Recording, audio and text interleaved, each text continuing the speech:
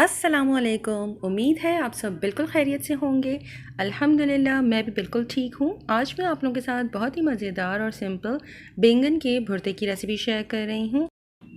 Recipe start करने से पहले अगर अब तक आपने मेरे चैनल को सब्सक्राइब नहीं किया तो प्लीज़ सब्सक्राइब कर लीजिए। तो आइए शुरू करते हैं। मैंने आधा किलो बैंगन लिए हैं। आप इसमें लंबे या गोल अपनी पसंद के हिसाब से कोई भी बैंगन यूज़ कर सकते हैं।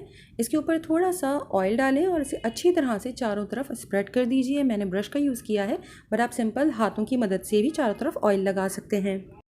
इसके बाद हमें इसे डायरेक्ट फ्लेम के ऊपर भूनना है। कुछ लोग इसे तवे के ऊपर रखकर सेक लेते हैं, या फिर आपके पास अगर रैक है जो हॉट पैन्स वगैरह के नीचे रखा जाता है, आप उसे भी फ्लेम के ऊपर रखकर तमाम बैंगन उसके ऊपर रख दीजिए। और इस तरह से बैंगन को हमें जलाना है ताकि इसकी जो आउटर लेयर या स्किन है वो पूरी क्रिस्प हो जाए और जल जाए।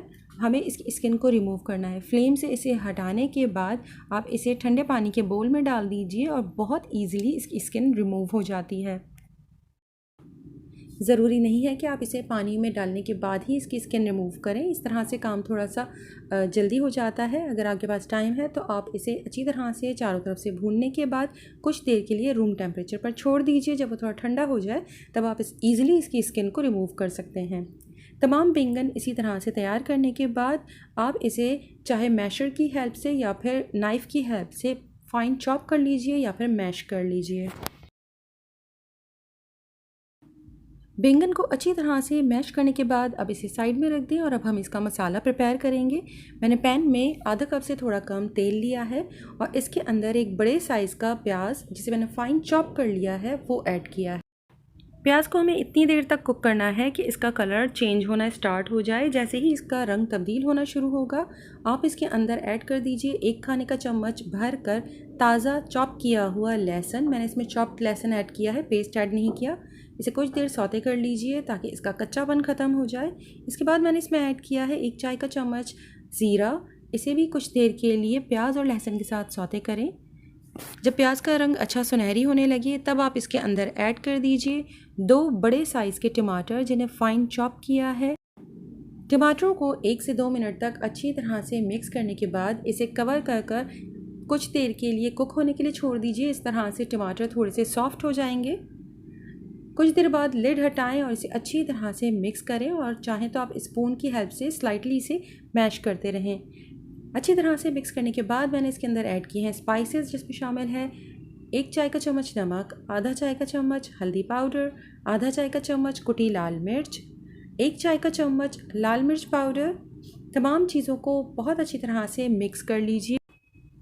कुछ देर के लिए अच्छी तरह से मिक्स करें और इसके बाद दोबारा से इसे कवर कर कुछ देर छोड़ दें ताकि मसाला अच्छी तरह से भुन जाए और तेल अलहदा होने लगे।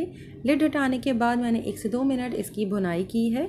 इसके बाद मैंने इसमें ऐड किया है 4 खाने के चम्मच गाढ़ा दही। अगर आपके पास दही थोड़ा पतला है तो आप इसकी क्वांटिटी थोड़ी सी बढ़ा लीजिए। दही ऐड करने के बाद मुस्तकिल चम्मच चलाते हुए इसे इतनी देर कुक कीजिए कि दही मसाले में अच्छी तरह से मिक्स हो जाए और उसमें एक बॉयल आ जाए। जब मसाला अच्छी तरह से भुनने लगे और ऑयल सेपरेट हो जाए तब आप इसके अंदर पहले से तैयार किए हुए बैंगन शामिल कर दीजिए और इसे मसाले में बहुत अच्छी तरह से मिक्स कर लें। जब बैंगन मसाले में अच्छी तरह से मिक्स हो जाए तब आप इसमें ऐड कर दीजिए 1 हरी प्याज। इसका वाइट और हरा पार्ट दोनों लिया है, इसे मैंने फाइन चॉप कर इसमें ऐड किया है। 1 हरी मिर्च फाइन चॉप कर दीजिए और 2 से 3 खाने के चम्मच हरा धनिया, उसे भी फाइन चॉप कर इसमें ऐड कर दें। और अगर आपके घर में लेमन पसंद किया जाता है तो इस स्टेज पर इसके अंदर 1 लेमन स्क्वीज़ कर दीजिए और इसे अच्छी तरह से मिक्स करने के बाद इसे कवर कर तकरीबन 5 से 7 मिनट तक दम की आंच पर छोड़ दें। मज़ेदार सा गर्मा गर्म बैंगन के भरते को आप नान, चपाती, पराठा किसी के साथ भी सर्व कर सकते हैं।